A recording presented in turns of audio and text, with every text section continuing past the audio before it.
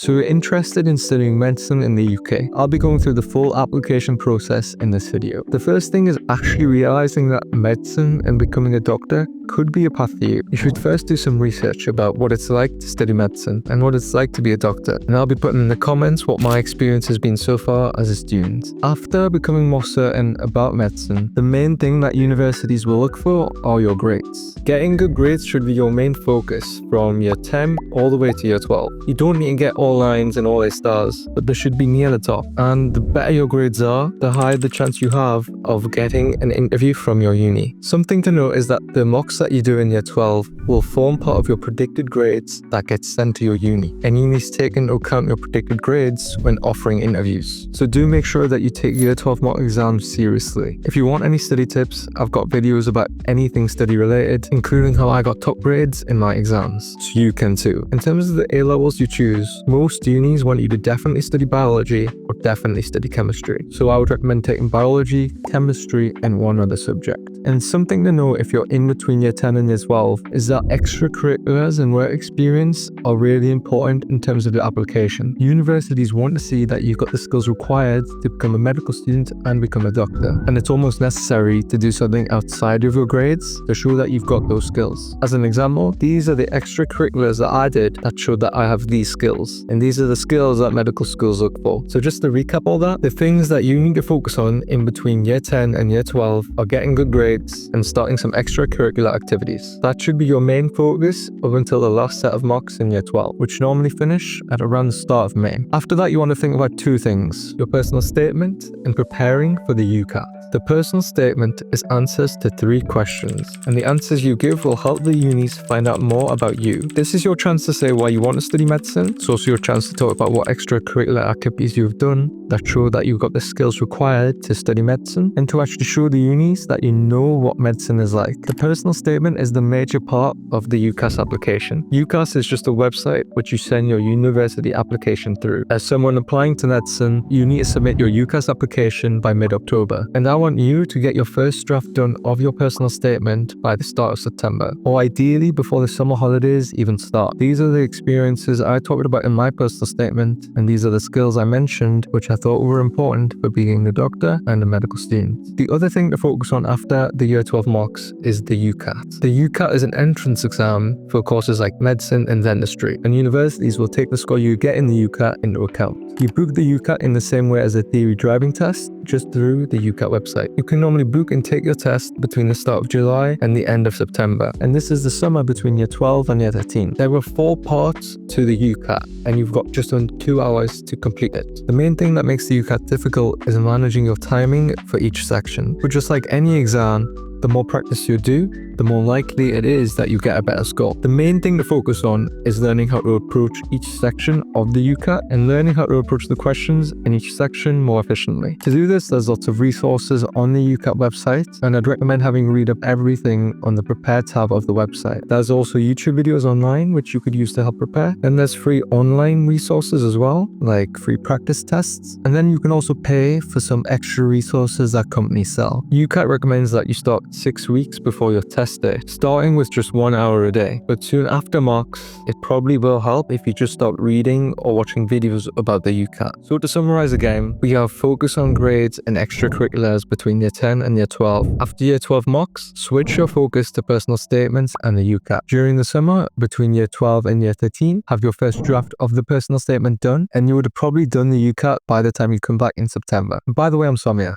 and I know that this full application process is a bit complicated. So if you've got any questions, just let me know in the comments. When you come back in September, there's 2 things you need to focus on: the jump from year 12 to year 13 and your personal statement / UCAS application. I found that year 13 was quite tough compared to year 12. So I'm just recommending you to pay a bit more attention in lessons. And then you want to also pay attention to your UCAS application. The deadline to submit your application for medicine is in mid-October. So when you come back, you want to also begin brushing up on your personal statements by asking your head of year or one of your English teachers to have a quick read of it and let you know of any improvements. And also in your application, you need to start deciding about your 4 medical schools that you can apply to. The main factor for me to choose between the different medical schools was the distance from home, so I just chose the 4 nearest unis to me. But it might help watching videos online or looking at websites like the Medic Portal for more info about the different medical schools. I'd recommend taking some time to look at the different medical schools and take all of these factors into account. Something to keep an eye out for is if the uni offers a widening participation program, which could mean you would get an offer requiring your grades.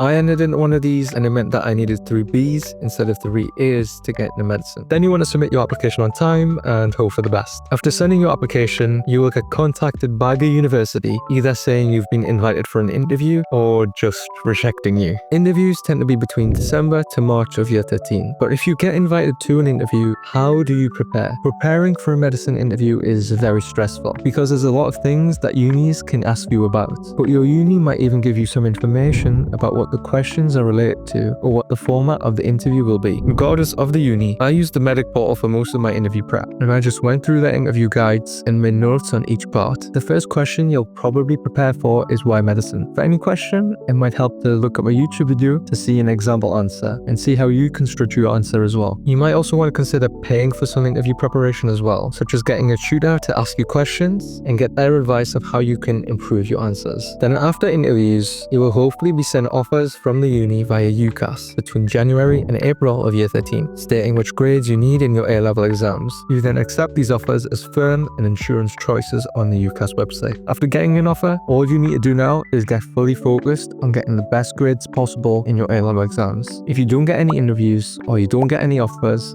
or you don't get the grades you need on results day, there's a few options for you. On results day, you can try getting into medicine through UCAS clearing. Clearing is just a process where the unis try and fill up any remaining spaces on the course. For medicine, if students who had an offer don't get the grades on results day or decide that medicine isn't for them anymore, then their spot becomes available. On results day, you need to phone up the unis and ask if they've got any spaces on their course. Just to note that most medical schools don't go into clearing, and each year, different medical schools go into clearing. Based on that, if everyone gets the grades that they require, and if no one decides to drop out, then no spaces are available. If the uni does have spaces and you've got the grades, then they'll probably give you an interview. For this very reason, it's probably beneficial if you do some light interview prep a couple of weeks before results day. For more info, it will help if you research how to get into medicine by clearing in YouTube, and also keeping an eye on the uni's medicine webpage as early as a month before results day. At first, unis might say that they're not going to go into clearing, but maybe a week before or a couple of days before results day, they might change it on the website and say that the course is in fact in clearing. Another thing you could do with clearing is apply to a course that is similar to medicine, and through this there's 2 options. You could see if the course the uni provides has an internal transfer process, which is basically where you need to meet certain criteria and you might get offered an interview to transfer to medicine. Again, have a look at which unis offer certain courses that allow you to transfer to medicine. Or you could complete that course which is related to medicine, get the degree, and then apply it to medicine, and that's known as graduate entry medicine. There's a separate course which is a year shorter, but it is more competitive that way. Or you might realize that medicine isn't for you, or that the full application thing isn't for you to try again, so then you use clearing to apply to a different course. If you don't get the grades for medicine, you could apply to a course which has a foundation year for medicine as well. Or you could consider applying to a medical school outside of the UK. Or you could take a gap year as well and also reflect upon what